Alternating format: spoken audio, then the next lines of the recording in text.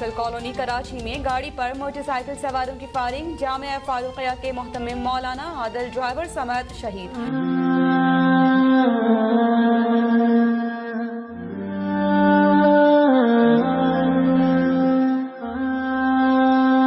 سجی تھی محفل سعید ارشد، سنا رہا تھا رلا رہا تھا۔